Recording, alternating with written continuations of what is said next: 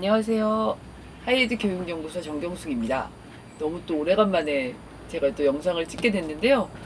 뭐 아셨겠지만 9월 학기 합격 발표하자마자 언제나 3월 학기 지원이 있기 때문에 좀 정신없는 지금도 역시 정신없는 시간을 보내고 있긴 합니다. 그런데 이번에 9월 학기 합격자 발표가 나면서 느끼셨겠지만 거의 IB 44, 45점 만점 학생들이 무더기로 서울대에 떨어지는 그런 일이 있었거든요. 그래서 아마 부모님들께서 많이 이제 우리 아이가 왜 떨어졌지? 또는 뭐 때문에 떨어졌을까 때문에 되게 궁금하셔서 연락이 많이 왔었고, 저희 측에서도 그런 부분에 대해서 좀 소개드릴 자료를 준비는 하고 있었는데 일정이 계속 미뤄지다 보니까 오늘은 좀 빨리 알려드려야 될 것 같아서 급하게 영상을 좀 찍었습니다.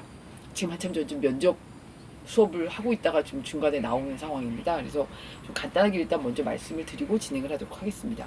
그래서 오늘 영상의 주 내용은 21학년도 9월 학기 12년 특례 합격 그 발표 분석하고, 그 다음에 이제 바로 이어져서 진행됐던 22학년도 3월 학기 지원 현황 분석, 그리고 가장 관심 있으실 그 서울대 12년 특례 자소서와 학업계획서 작성에 있어서 어떤 부분을 더 주의를 해야 될지 이런 부분들에 대해서 간단하게 말씀드리도록 하겠습니다. 올해 9월 학기 12년 특례 그 지원에 있어서의 가장 큰 변화 중에 하나는 서울대학교가 IB 지원자들에게 조건부 합격을 제시했었다라는 겁니다. 이게 저희가 일단은 먼저 그 완전히 합격은 아니고 그 합격 발표를 한 다음에 저희가 최종 합격 발표 이런 식으로 지금 서울대가 진행되면서 올해 9월 학기에는 IB 그 지원자들에게 AP 지원자들하고는 다르게 최종 합격 발표일이 거의 거진 한 달 정도 뒤에 7월 그 파이널 점수 발표난 다음에 최종 합격 발표일을 정할 정도로 올해 가장 큰 변화는 그 변화였었고, 대신 이제 서울대학교는 카이스트하고는 다르게 합격 폭을 줬었습니다. 그 프리딕 점수 대비 몇 점까지라는 조건부 점수를 정확하게 제시를 했었고, 그 점수 자체가 프리딕 대비 마이너스 2점 정도까지를 그 조건으로 제시를 했었고, 그 점수에 대한 해당 그 성적표를 제출한 후에 최종 합격이 발표가 됐었습니다.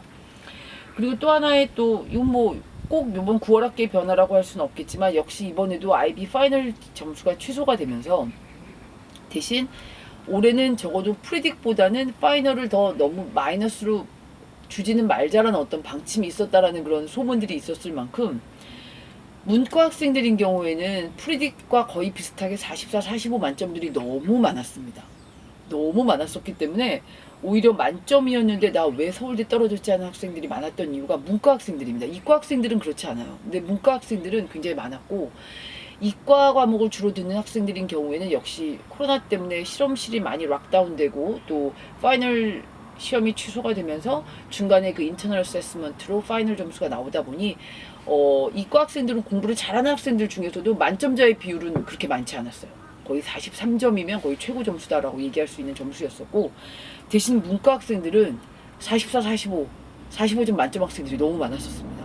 그러다 보니까 결국은 그러면 우리 애가 왜 떨어졌지? 그럼 왜 떨어졌을지를 한번 생각을 해보신다면 자소서 학업계획서에 가장 큰 문제점이 있었다라는 거를 파악하실 수 있으셨어야 되고, 그걸 보완하셔서 바로 3월 학기에 지원을 하셨어야만 이번 3월 학기에서도 좋은 결과를 얻으실 수 있을 것 같습니다. 이제 서울대 자소서 얘기를 하기 전에 그러면 이제 카이스트 외국고 전형에 대해서 제가 좀 더 간단하게만 말씀드리고 넘어가자면, 카이스트 외국고 전형인 경우에는 아까 제가 말씀드린 것처럼 서울대처럼 그 조건부 점수의 그 제한폭을 제시하지 않았어요. 그냥 조건부 합격생으로만 발표를 하고 파이널 성적표를 줘라고 얘기를 했었는데, 물론 이제 저희 쪽 합격자 기준으로만 제가 데이터가 있기 때문에 더 많은 점수차가 있었는지 모르겠지만 저희 합격생들 기준으로 프리딕 점수 대비 마이너스 3점까지는 최종 합격을 했습니다. 물론 이제 다른 쪽에서 마이너스 4점인데 나도 합격했었어 그랬다면 저는 모르겠지만, 저희 연구소에 합격한 학생 기준으로 프리딕 점수 대비 마이너스 3점까지는 최종 합격을 했다는 거, 카이스트 외국고 전형에서. 그래서 그건 저희 쪽 데이터를 기준으로 제가 말씀드릴 수 있는 거고, 마이너스 4점은 떨어졌다 이런 뜻은 아닙니다. 저희 쪽에서는 그런 자료가 없기 때문에 제 기준으로는 프리딕 대비 마이너스 3점까지는 카이스트 외국고 전형에서 IB 합격을 했다. 그 다음에 서울대는 처음으로 IB 조건부 합격을 발표했는데 프리딕 대비 마이너스 2점 정도의 조건부 점수를 미리 제시를 했고 그 점수에 대한 파이널 점수를 제출한 친구들한테 있어서 최종 합격 발표가 났다. 이 정도 선으로 9월 학기를 좀 보시면 될 것 같습니다. 그러면 이제 2022학년도 3월 학기, 즉 9월 학기에 서울대를 불합격했던 거의 모든 학생들이 바로 이어졌던 7월 달에 22학년도 3월 학기 서울대에 거의 다 90% 이상은 아마 서울대를 지원했을 거라고 생각을 하고 있습니다.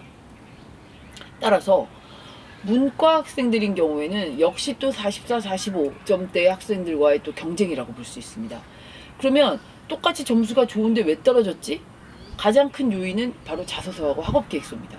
그래서 저한테 나중에 이제 저희 쪽이랑 진행은 안 했지만 저희 애가 서울대는 떨어져서 3월 학기 서울대 지원만 좀 도와주셨으면 좋겠습니다라고 연락 온 학생들의 모든 공통점이 뭐였냐면 자소서하고 학업계획서에서 제 생각에는 좀 다른 내용을 더 채워넣어야 될 부분을 불필요한 내용으로 채워넣다 보니 좀 더 이 학생에 대해서 어필할 부분이 빠졌다라는 그런 공통점들이 있었습니다. 그래서 제가 이번에 지원할 때는 9월 학기에 예를 들어서 A라는 학과에 썼다 떨어진 친구는 그 A라는 학과가 아닌 그와 유사한 다른 B라는 학과로 저희는 지금 다 지원을 시켰고, 지원을 시킬 때 있어서 처음에 9월 학기 자소서에서의 좀 보충해야 될 점들을 제가 보완을 해서 이번에 지원을 했습니다. 뭐 합격 발표가 나오면 알겠지만 그럼 그 부분이 무엇이었는지를 간단하게 설명드리고 오늘 영상은 마무리하도록 하겠습니다. 서울대 자소서 학업계획서에서 지금 저희가 3000바이트씩 글자를 쓰는데 참 쓰다 보면 되게 많거든요. 이게 1720자 정도 나옵니다. 3000바이트라는 그게 많은 글자 수라고 하면 많은 글자 수지만 사실 학생에 대해서 어필을 하려다 보면 모자랍니다. 그런데 굳이 수상 실적에 대해서 다 제출을 했는데 할 건데 거기서 나는 이것도 1등상 했고 이 대회 나가서 1등상 했고 이 대회 나가서 2등상 했고 이 대회 나가서 1등상 했고 그 내용들을 다 왜 이렇게 강조해서 쓰시려고 하는지 저는 이해를 못하겠어요.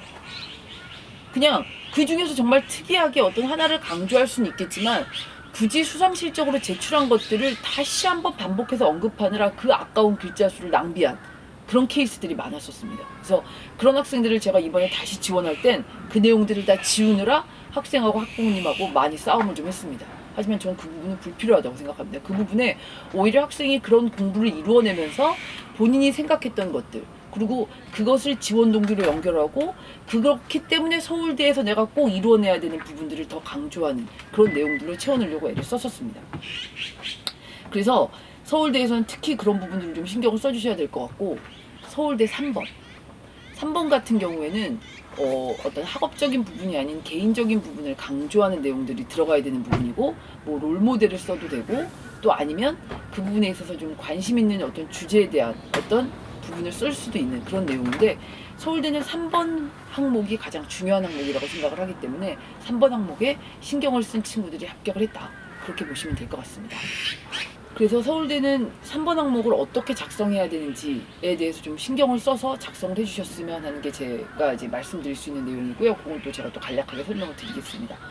서울대 그럼 자소서가 보통 어떻게 되어 있냐면 1번이 지원 동기, 그리고 그 지원 동기를 결정한 다음에 본인이 들였던 어떤 노력, 그리고 이것을 그 본인이 생각하는 꿈을 서울대에서 꼭 이루려고 하는 그런 이유, 그리고 계획, 그런 것들을 작성을 하는 것이고, 두 번째는 본인의 어떤 학업적인 활동, 그리고 어떤 과외 활동, 그런 것들을 집약해서 넣어야 되는 부분인데, 첫 번째도 지원 동기와 관련된 노력을 써야 되고, 두 번째도 학업적인 활동과 과외 활동을 써야 되기 때문에 어떤 것들로 나눠서 써야 되느냐, 그런 것들을 질문을 많이 하셨는데, 2번은 좀 더 이 학생의 어떤 전인적인 교육에 관련된 아카데믹한 활동과 그걸 썼으면 좋겠고, 1번은 제가 지원하려고 정한 학과, 그 학과의 지원 동기와 연결될 수 있는 학업적인 노력들, 그런 부분들을 집어넣어서 구분을 해서 작성을 하셔야 될 것 같고요.